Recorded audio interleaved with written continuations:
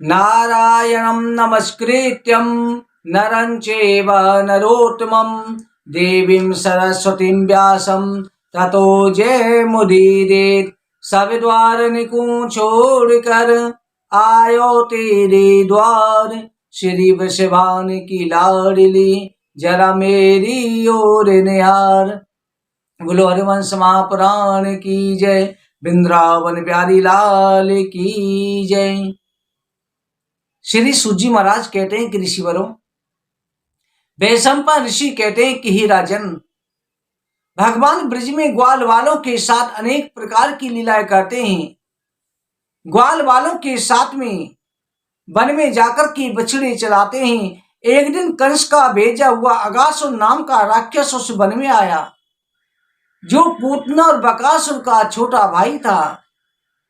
उसने विचार किया कि कृष्ण ने मेरे भाई बहन को मारा है, मैं इससे बदला अवश्य लूंगा।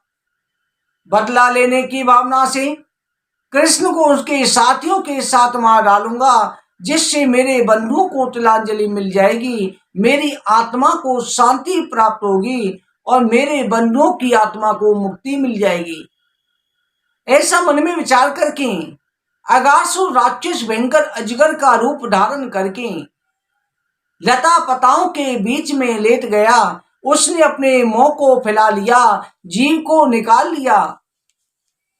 उसने आकाश में अपना विराट रूप धारण कर लिया। ऐसा लगता था कि मानो किसी गुफा का मुंह हो, कोई बड़ी गुफा हो। जीभ जो रस्से की तरह लगती थी, आसपास के दांत दरवाजे की चौखट की तरह लगते थे। गुफा के समान मुंह फैलाया, पर्वत के शिखर के समान दांत, लंबी चौड़ी सड़क के समान जीभ दिखती थी। आंधी के समान श्वासें, अंगारे उगलती उसके नेत्र थे। उसका एक होठ आकाश में और एक होठ पृथ्वी से सटा लिया। सभी ब्रजवासी बालकों ने देखा, ग्वाल वालों ने देखा। ग्वाल वाल कहने लगे कि भैया ये देखो क्या है। ये गुफा हमने गिरिराज जी पर देख रहे हैं, वृंदावन की गुफा है। ये गुफा क्या है? अस्मान के मित्र गिसता निवेशतानयम तथा चेदवकवदा विनागिक्षति क्षणार्नेनेतिवकार्यो सन्मुखम भिक्षोदिसंत कृतार्नेर्ययुः। अरे भैया ये क्या है? ये बहुत बड़ी सुंदर गुफा दिखाई दे रही है। ये क्या हमें निगलने वाली है? पर कोई चिंता की बात नहीं है भैया। बकासुर की तरह अगर ये राक्षस होगा तो हमारा कृष्ण क्षण मात्र में इसको मार डालेगा। सभी ग्वाल वालों को अपने कन्हैया पर, लाला पर पूरा विश्वास है। तभी तो कहते हैं क्या परमात्मा से सखा भाव रखो तो पूर्ण विश्वास भी रखो। आपका विश्वास डगमगाना नहीं चाहिए। मेरी तो परमात्मा है, मेरे गिरधर गोपाल हैं, मुझे किसी से भय नहीं। अपने जीवन की बागडोर आप लाला के हाथ में दे दो, संसार में आपको किसी से भी भयभीत होने की आवश्यकता नहीं पड़ेगी। सभी ग्वाल वालों को, ब्रजवासियों को अपने कन्हैया पर बहुत विश्वास है। सभी ब्रजवासी ग्वाल वाल एक दूसरे का मुख देखते हुए उस गुफा की तरफ दौड़ पड़े। भगवान उन्हें रोकना चाहते हैं, परंतु वो ताली बजाते हुए कि कन्हैया हमको ढूंढ, लाला हमको ढूंढ, उस गुफा में चले गए।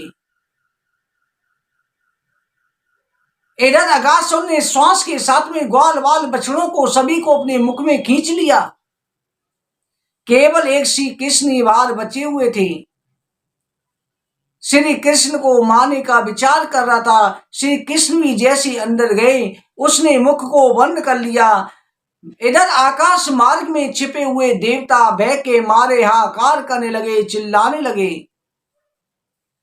कंस तथा उसके अनुचर, अगासुर के बांधव, सभी राक्षस छिप करके देख रहे थे। वो बड़े प्रसन्न हुए कि आज तो कृष्ण का वध हो जाएगा।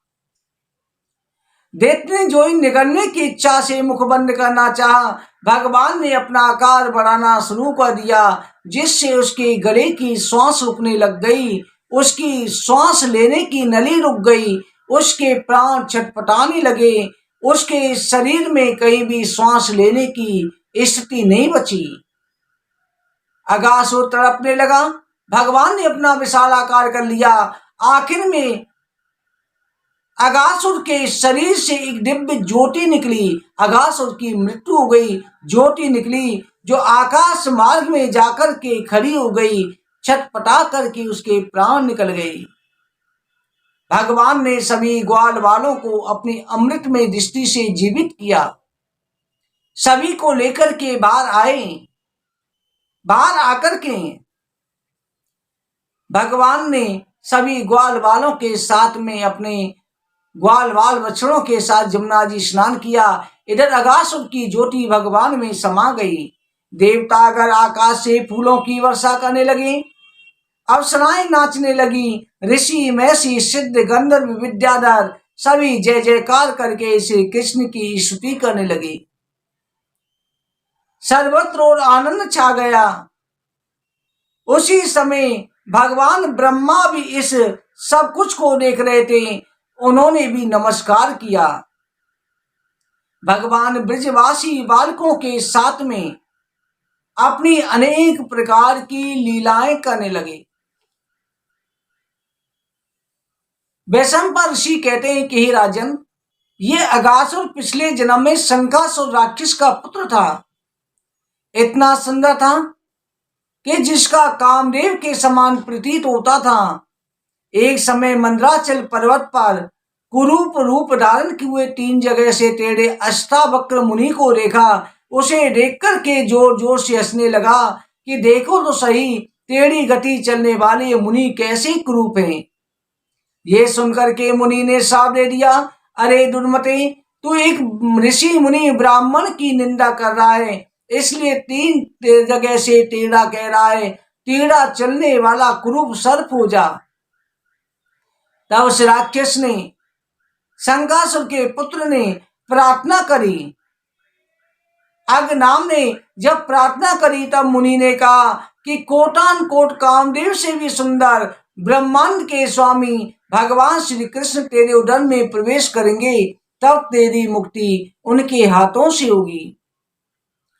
कोटि कंदर पिलावन श्री कृष्ण स्तुतवोदरे, यदा गच्छे सर्वरूपा तदा मुक्ति भविष्यति।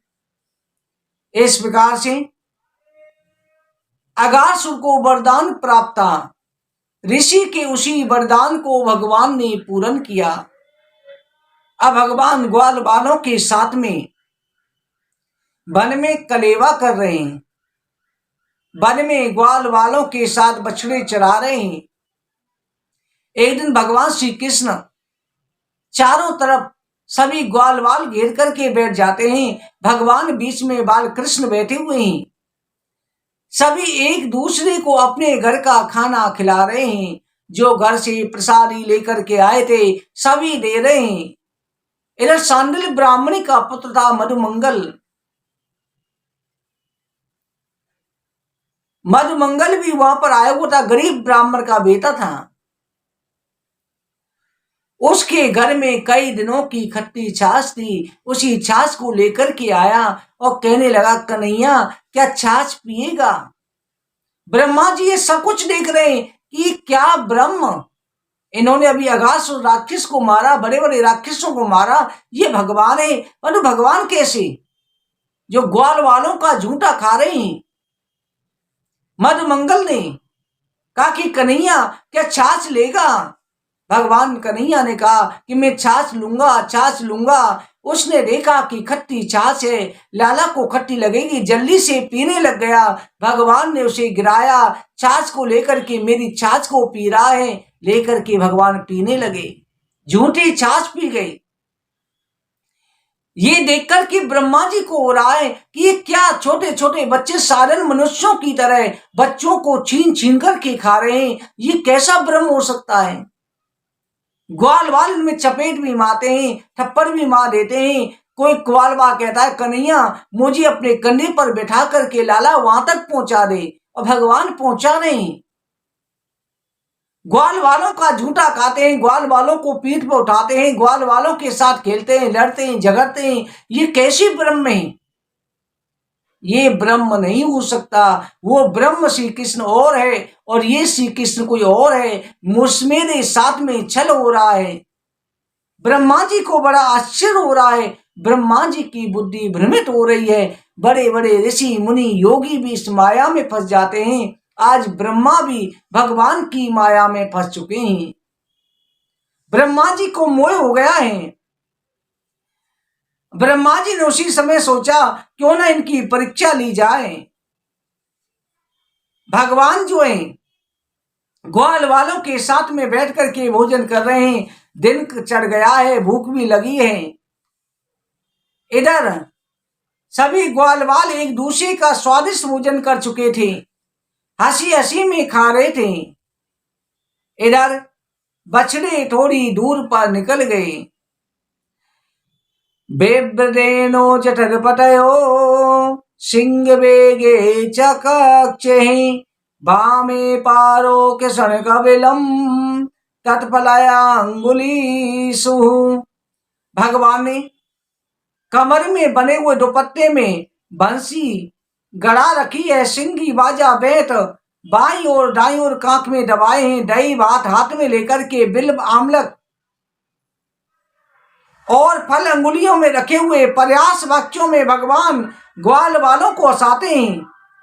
कमल की कर्णिका के समान सबके बीच में बैठे भोजन कर रहे हैं। आकाश में देवतागण ये सब देख करके आश्चर्यचकित हो रहे हैं। ये कैसी लीला है? जो परमात्मा यज्ञ का भोक्ता है, यज्ञ स्वरूप है, जिन्होंने यज्ञ अवतार लिया, आज बाढ़ कीड़ा में बच्चों के साथ में भोजन कर रहा है, हाथों में लेकर के भोजन कर रहा है। देवता भी इस लीला को देख देख करके मोहित हो रहे हैं। इस प्रकार से भगवान एक दूसरे ग्वाल वालों के साथ में भोजन कर रहे हैं। इधर भोजन का क्रम चल रहा था, उधर बछड़े घास चरते न जाने कहां दूर तक निकल गए। भगवान ने ब्रज ग्वाल वालों से कहा कि भाइयों आप भोजन करो, मैं बछड़ों को ढूंढ करके लाऊंगा। मैं बछड़ों को भी ढूंढ करके ला देता हूं, आप भोजन से विरत ना हो। सभी कह रहे हैं लाला आप पहले भोजन करो, रात होने वाली है, सायकाल हो रहा है, दिन बहुत चढ़ गया है। लाला तू दिन भर तो भाग दौड़ करे कन्हैया की थी, सभी ग्वाल वालों को बिठा देते थे, स्वयं बछड़ों को भगवान बुला कर के लाते थे, ढूंढ कर के लाते थे। ऐसे सखा भाव परमात्मा के अंदर था। अपनी सखाओं से परमात्मा इतना प्रेम करते थे, ऐसे दयालु श्री कृष्ण हो सकते हैं। भगवान ने स्वयं तभी तो कहा है ना, ग्वाल वालों से क्यों प्रेम करते हैं। ब्रजवासी वल्लभ सदा ये मेरे जीवन प्राण, इन्हें कबऊ न विसारियो मोय नंद बाबा की यान। भगवान ने स्वयं कहा है कि ये ब्रजवासी मेरे जीवन और प्राण हैं, इन्हें मैं कभी भूल नहीं सकता। मुझ नंद बाबा की सौगंध है, मैया यशोदा की सौगंध है, मैं ब्रजवासियों को कभी ना भूला हूं और ना कभी भूलूंगा। इस लोक से अदृश्य होने के बाद में भी मैं ब्रजवासियों का हमेशा जीवन प्राण बना के, जैसे लोभी धन को छिपा करके रखता है, नाग अपनी मणि को रखता है, वैसे मैं ब्रजवासियों को हमेशा हृदय में धारण करके रखूंगा। इतना ब्रजवासियों से प्रेम। पहले समय पर दूर दूर की यात्रा होती थी, ब्रजवासी जैसे कोई मथुरा वृंदावन जाता तब भी बहुत दिन लगते थे। लोग जगन्नाथ जी जाते थे, कहते हैं जगन्नाथ जी अगर कोई ब्रजवासी जाता था ना तो जगन्नाथ जी सपने में अपने पुजारी जी से कहते थे, पुजारी जी आज गोवर्धन से इतने, बरसाने से इतने, वृंदावन से इतने, उस गांव से इतने मेरे ब्रजवासी आ रहे हैं, उनके लिए उचित व्यवस्था करना। ये मैं ब्रजवासी मेरे भक्त ही मेरी सखाएं, मेरे अपने। और केवल इतना कर देना कि ब्रजवासियों को गर्भगृह में ला करके मेरे हृदय से लगा देना। अगर कोई ब्रजवासी भगवान की मूर्ति से गले लगता है तो भगवान को बड़ा ही आनंद आता है, ब्रजवासियों में अनंत प्रेम होता है। ऐसे ब्रज के प्रेमी परमात्मा है।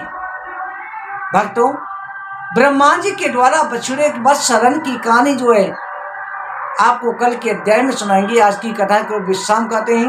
बोले वृंदावन बिहारी लाल की जय, हरवंश महापुराण की जय। जय जय श्री राधे, जय जय श्री राधे, जय जय श्री राधे श्याम।